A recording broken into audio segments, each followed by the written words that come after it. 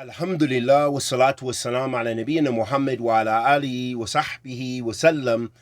Amma ba'da, habati fillah. Assalamu alaikum rahmatullahi wa barakatuh. Welcome back to another sitting with one of our brothers to share a little bit of their experience of how they embraced Islam. And here we have our esteemed brother and guest, Tahseen Abu Adam. Hafidhullah ta'ala. So welcome, jazakallah khairan for coming, and may Allah subhanahu wa ta'ala put barakah in the sitting and allow for it to be a source of good for others. So I guess I'll start by asking you, how did you come to Islam? You know, to share with us a little of your story, whatever you feel comfortable with. Naam. Bismillah wa salatu wa salam ala Rasulullah sallallahu alaihi wasallam.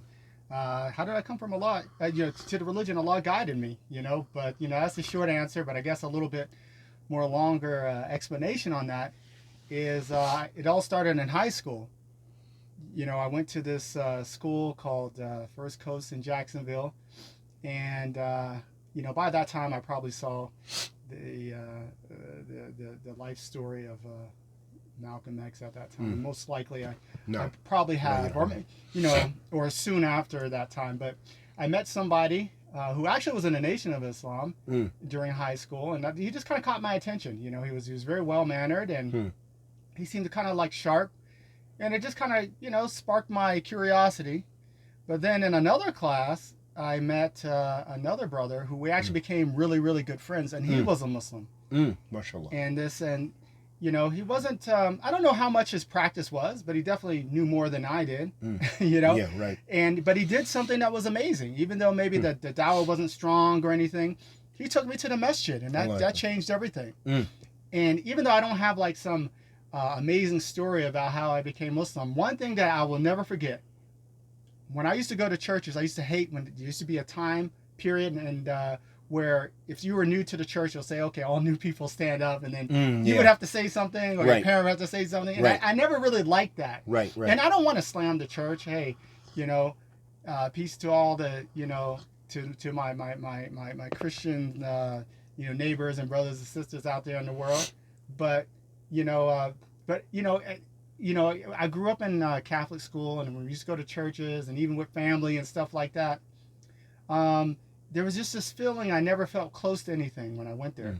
But when he took me to the Masjid for the first time, I noticed it was like Dhuhr time. And people were just coming in, praying, and leaving. And it really like struck me. It's like, oh, I mean, obviously they're just worshiping God, and then they're leaving. And it was just, it's hard to explain, but I just saw how simple it was, and how direct and how clear it was. And I was like, oh, so they just pray and they leave and they go back to work, huh? So it was so important to them to come pray and then they're going back to work. And nobody was really like, there was no orchestration, there was nothing, just pray and go. I was like, man, it's just clean. And that was it. And that was the best dawah right there. And I knew right then and there that this is a good thing, because it's so sincere. I didn't know anything. I didn't know anything about the Prophet Muhammad, alayhi salatu wasalam. No. I didn't know anything, but I just saw how sincere it was. And not too long after that, I went back to that masjid, and I became Muslim. Allahu Akbar. Allahu Akbar. So, why do you think the nation's dawah didn't? Because my story is somewhat similar, and through reading books and so forth, and then I met someone at work, and they took me to the Masjid and so forth, and also Malcolm X was huge for me, and I was dabbling with the nation. I used to go see, if you remember, the guy Khalid Abdul Muhammad, who was one of the national spokesmen at that fell out with Farrakhan.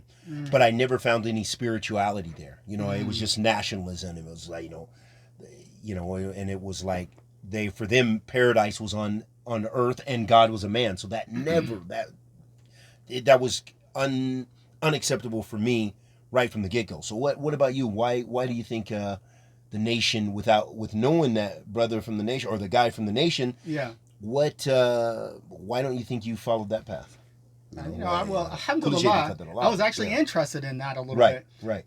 But that brother who I met, it was really, the brother was in the nation. I actually only really saw him one day, like the first day of school for like orientation. Okay. So we sat and talked for a while. Yeah. But I made a friendship with a Muslim.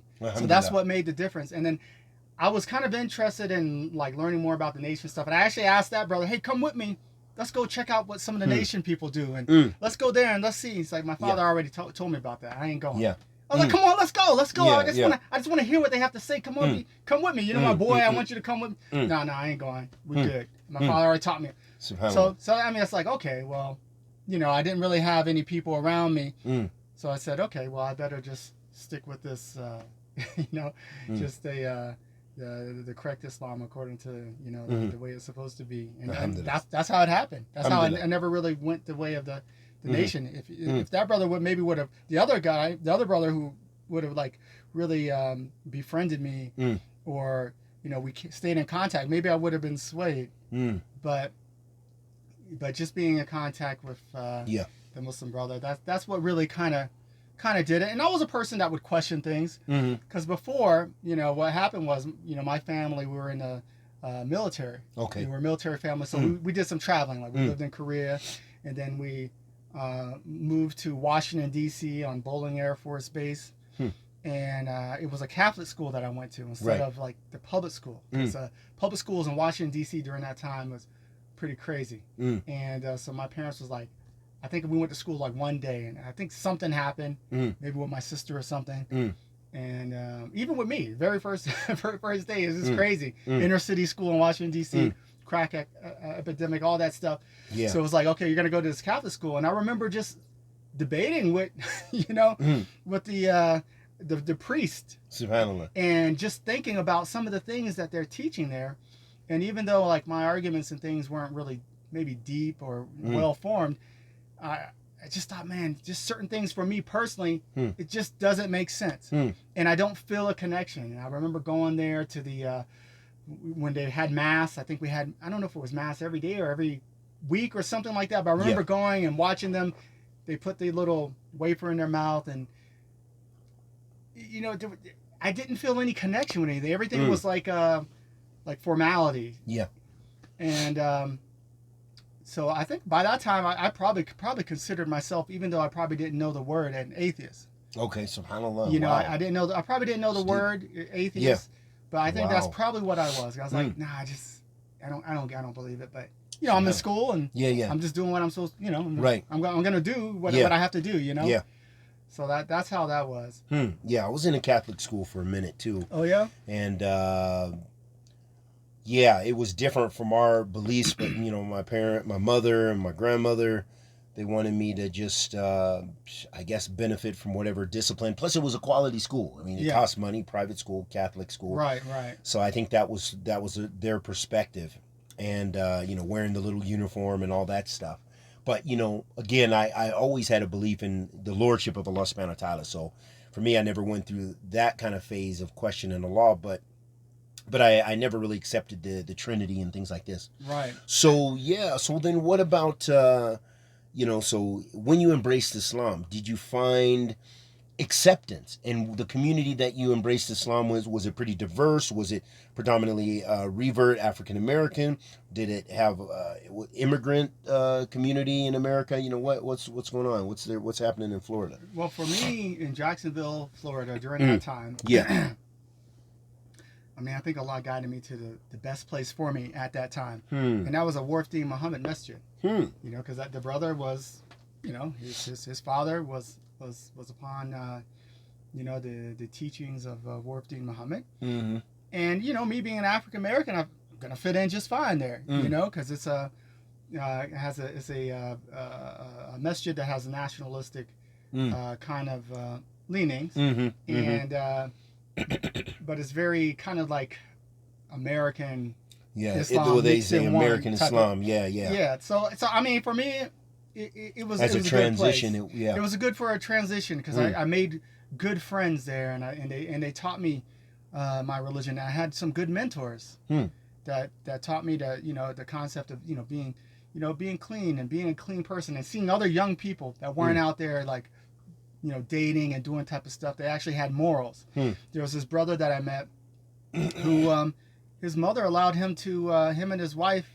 He must have been in high school or just graduated, and they let them get married, and kept a watchful eye on them and helped them to develop their marriage Mashallah. while he went to college. Wow. And I thought, wow, what a strange concept.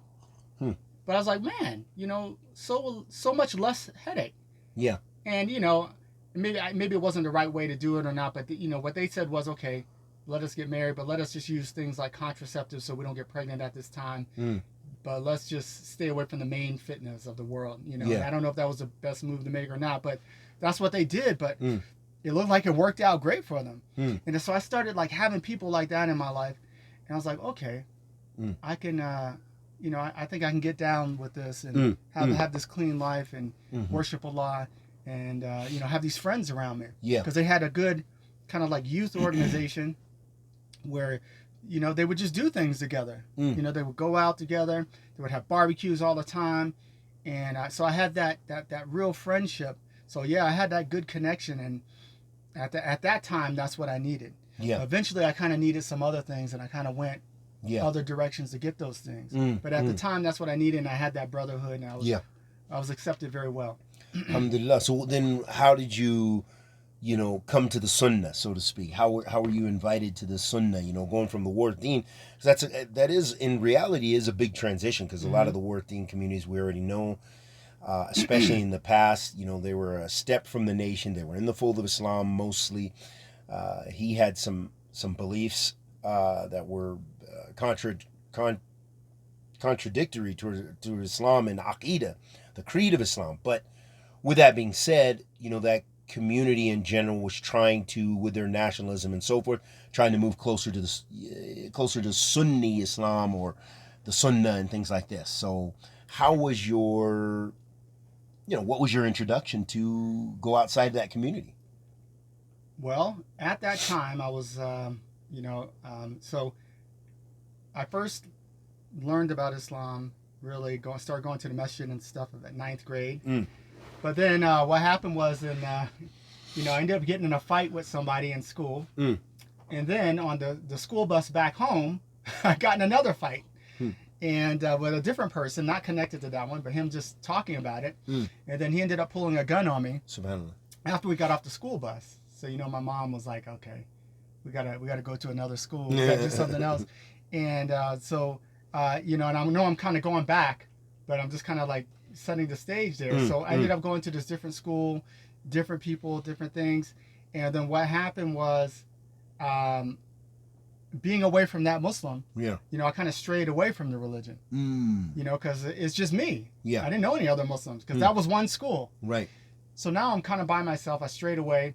And then one Ramadan, a family member was, soon after I graduated, they were kind of interested in Islam. They were like learning about it, asking me questions, is making me think again about it. So I said, this is what I'm going to do. I'm just going to read the Quran. If I really believe it came from Allah subhanahu wa ta'ala, I will just be a Muslim and I won't look back and I'll just stick with it. If I don't believe this came from Allah, I'll just search and do some other things. So I ended up accepting Islam, again, but taking it serious this time. Went back to that masjid, started being close to people. But then I graduated, took some classes at the community college, and I was like, I don't know the direction. And then I found firefighting could be a good way to go because it's short term. You work very minimal amount of hours throughout the year, throughout the month. So long story short, I ended up becoming a firefighter. I went to fire school and EMT school, and I worked on a military base as my first job, working around F-18 fighter jets or different fighter jets and things, and protecting the military base.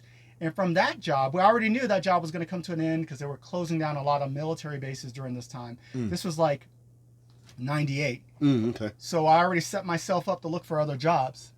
And I ended up in Daytona Beach. And Daytona Beach was a Salafee Masjid. Okay, and I had a Salafee imam. And that's how I got introduced to the da'wah to Salafiyah. Yeah. Alhamdulillah. So let me ask you, what about your experience there? How was it? Were people open and receptive? Was it a positive experience or was it mixed? You know, what was your experience there? So I have to go back to Jacksonville Mm. because in Jacksonville there was at that time maybe like two main masjids. Okay. So one masjid was like the Wharfdene Masjid, Yeah. and one masjid was kind of like a general masjid. I don't think any one group was completely in control, but it seemed like a lot of maybe people in the Desi community. I think there was probably Arabs, and it was like a mixture. Mm-hmm. And I felt like with such a mixture of people, I don't know. Every time at least I felt there, I felt out of place. Mm. You know, I felt out of place in the big masjid. Yeah. That might have had, you know, maybe more knowledge and different things, but I felt out of place. But what was interesting was a contrast when I went to this masjid. There was, you know, a core group of brothers who are living according to the way of the Salaf, putting the Sunnah first. And then I noticed that, you know, race and things really didn't matter when people are really making the Sunnah the main reason that they join together. But when there isn't a strong, there's not really strong cohesion of the Sunnah, there's nothing left except nationalism. One way or the other. So I noticed, in the absence of the Sunnah, there can only be culturalism and nationalism and a feeling of not being accepted. But if you're in a place where they put the Sunnah first, that's something I can really connect with people on. We're going to talk about the Prophet. We're going to talk about the Sallallahu Alaihi Wasallam. We're going to talk about the Salaf. We're going to talk about some of the teachings of the Shuyukh, and we're going to join and we're going to agree with what Sheikh Uthaymeen talks about, and Bin Baz, and you know, and Al-Albani, and this is what people are talking about, and we're, you know, so we have this thing that we can all kind of connect on. So That's knowledge. Really. So that really made a really big impression. That and I remember that I always kept it in the back of my mind. In the absence of the Sunnah, there's nothing but culture and nationalism. And if I'm not your culture, you're not my culture. We can be brothers because we're all Muslims. We're praying, we're fasting, but I felt like there's going to be some sort of barrier, and that barrier wasn't there. So that was very interesting that I noticed, and it didn't take long to really notice that. And at that time, I really wanted to learn and study more. Yeah. And I always felt like, you know, in the environment that I was previously, intellectually, I couldn't really get to the bottom and the root of things the way that I felt like I needed at that time. So it was very interesting that right when I was like kind of thinking that way, because I came back, started studying the religion and started taking the religion more serious after high school. I got out of the high school world. Yeah. And I started taking it more serious. It just got to a point where, man, you know, what is the foundation of this religion? What is the foundation? Like, I understand, but I want to learn deeper. Yeah. And then I just happened to get that job. And then this was a masjid that was studious, you know. During that time, this was probably, like I said, around 98, 99, you know. I moved down to Daytona, and Daytona wasn't too far from Orlando. And Orlando, you had Abu Osama in one masjid, you know, and then you had Jalal Abu Rub in the same masjid. And, you know, before that, you had another popular person who became the imam of the masjid that I was in Daytona. So it was like a really place where if you wanted to study and learn during that time, it was a really good place to go. MashaAllah, MashaAllah.